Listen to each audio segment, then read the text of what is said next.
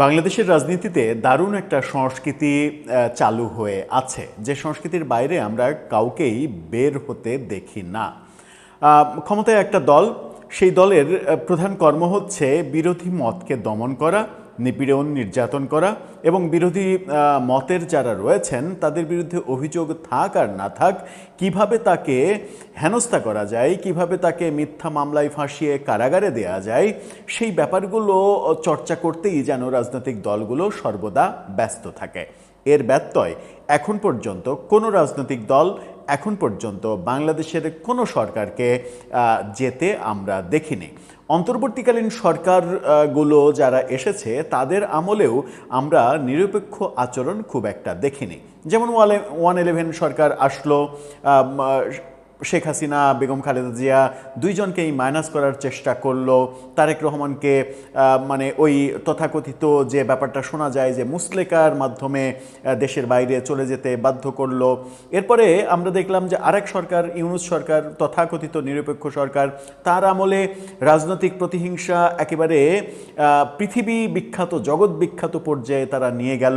আওয়ামী লীগের আমলে আমরা দেখেছি বিএনপি এবং জামাতের উপরে নির্যাতন, তাদের নেতা কর্মীদের নানাভাবে মিথ্যা মামলা দিয়ে কারাগারে প্রেরণ করা, এই ব্যাপারগুলো আমরা দেখেছি। এখন বিএনপির আমলে এখন ধারাবাহিকতা রক্ষা করতে হবে, এটাই তো স্বাভাবিক, এবং সেই ধারাবাহিকতা রক্ষা করছে তারা এবং তাদের প্রশাসন সদর্পে। মানে শুধুমাত্র আওয়ামী লীগ করার কারণে কোনো ধরনের অভিযোগ নেই, কোনো মামলা নেই, কোনো ধরনের মানে কি বলবো যে অপরাধ নেই, সে সত্ত্বেও একটা কলেজের প্রিন্সিপালকে আপনি সিনেমাটিক কায়দায় দরজা টরজা ভেঙে মানে কি বলবো শাবল কোদাল দিয়ে দরজা ভেঙে রাত ৩টার সময় ভোরবেলা তাকে বাড়ি থেকে গ্রেপ্তার করে নিয়ে যাচ্ছেন এবং তাকে পূর্বের কোনো একটা মামলায় নাম ঢুকিয়ে দিয়ে কারাগারে ঢোকানোর ব্যবস্থা করছেন। এটা কি সরকার করছে, নাকি অতি উৎসাহী পুলিশ করছে, নাকি ওই পুলিশ স্থানীয় প্রভাবশালীদের নিয়ন্ত্রণে এই কাজগুলো করছে? ২৪-এর শেখ হাসিনা সরকার পতনের সময় পুলিশ বাহিনীর যে নির্মম বাস্তবতা আমরা দেখেছি, সেখান থেকেও কি পুলিশ এতটুকু শিখতে চাইছে না? কি হলো, কি ঘটছে দেশে? চলুন একজন প্রিন্সিপালকে কিভাবে সিনেমাটিক কায়দায় কোনো ধরনের মামলা অপরাধ না থাকা সত্ত্বেও গ্রেপ্তার করা হচ্ছে, এবং বলা যায় যে এটাই বোধহয় হওয়া উচিত, এটাই বোধহয় মানে প্রাপ্য, কিংবা এটাই এই ঘটনাটাই বাংলাদেশের জন্য প্রযোজ্য, সেটা একটু বুঝে দেখার চেষ্টা করি এই ভিডিওতে। থাকবেন পলিটিক্স টিভির নিয়মিত আয়োজনে।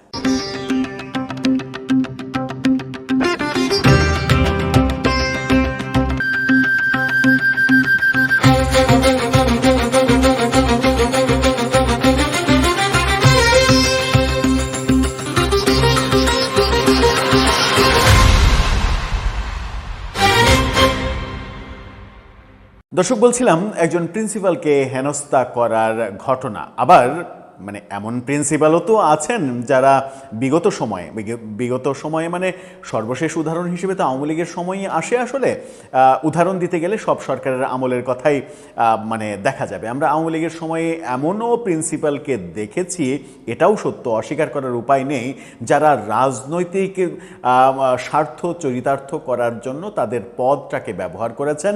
প্রিন্সিপালের মতো এত সম্মানজনক একটা পদে বসে থেকেও নগ্ন রাজনীতি করেছেন, এরকম দৃশ্যও কিন্তু দেখেছি। মানে সুতরাং সবাই যে সব প্রিন্সিপালই যে দুধে ধোয়া তুলসী পাতা, সেটাও আবার বলা যাবে না। কিন্তু যে প্রিন্সিপালের ক্ষেত্রে ঘটনাটা ঘটল, সেই প্রিন্সিপালের বিরুদ্ধে স্পেসিফিক কোনো ধরনের কোনো অপরাধ, অভিযোগ কোনো কিছু নেই। কি বলছে গণমাধ্যম? প্রথম আলো বলছে, শিরোনামটা দেখে নিন, বলছে মামলা না থাকলেও আওয়ামী লীগের সঙ্গে যুক্ত থাকার অভিযোগে কলেজ অধ্যক্ষ গ্রেপ্তার। শুধু যদি গ্রেপ্তার হতো তাহলেও না হতো, গ্রেপ্তার যেভাবে করা হয়েছে সেটা সিনেমাকেও হার মানায়। কিন্তু এত আয়োজন, এত প্রস্তুতি, মানে এত এগ্রেসিভ মাইন্ডে পুলিশ এই কাজ করলো কেন? মানে ব্যাপারটা মনে হলো যে দেশের শীর্ষ কোনো জঙ্গি সন্ত্রাসীকে তারা গ্রেপ্তার করতে গেছে, যে কোনো মূল্যে তাকে ধরতেই হবে, নতুবা দেশের মহা সর্বনাশ হয়ে যাবে। কি ঘটেছে চলুন একটু জানি। যশোরে এই ঘটনাটা ঘটেছে। মামলা না থাকলেও আওয়ামী লীগের সঙ্গে যুক্ত থাকার অভিযোগে যশোরের বাঘারপাড়া উপজেলা মহিলা ডিগ্রি কলেজের অধ্যক্ষ আজগর আলীকে গ্রেপ্তার করেছে পুলিশ। দিবাগত রাত ৩টার দিকে উপজেলার রামকান্তপুর গ্রামের বাড়ি থেকে পুলিশ তাকে গ্রেপ্তার করে রাত ৩টায়। আজগর আলী কার্যক্রম নিষিদ্ধ আওয়ামী লীগের যশোর জেলা কমিটির সাবেক সদস্য। এখন তিনি মানে কোনোভাবেই এই দলের কোনো কমিটির সঙ্গে নেই। তার বিরুদ্ধে কোনো মামলা নেই বলে পরিবারের সদস্যরা দাবি করেছেন।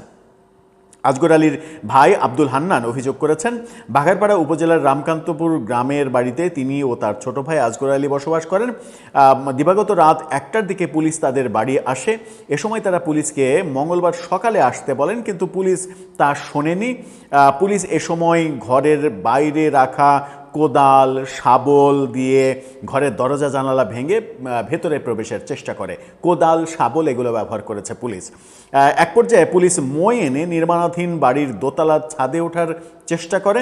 তাতে ব্যর্থ হয়ে পুলিশ তাদের গালাগাল করতে শুরু করে। এক পর্যায়ে আজগর আলী ঘরের দরজা খুলে বাইরে আসেন। দিবাগত রাত ৩টার দিকে পুলিশ তাকে গ্রেপ্তার করে নিয়ে যায়। 1টা থেকে 3টা এই 2 ঘন্টা রীতিমতো সেখানে রাম রাজত্ব কায়েম করেছে পুলিশ, অভিযোগে বলা হচ্ছে। আব্দুল হান্নান বলেছেন, আজগর আলী একসময় যশোর জেলা আওয়ামী লীগের সদস্য ছিল। জেলা আওয়ামী লীগের সদস্য। বর্তমানে সে আওয়ামী লীগের জেলা উপজেলা কোনো পর্যায়ের কোনো কমিটিতেই নেই।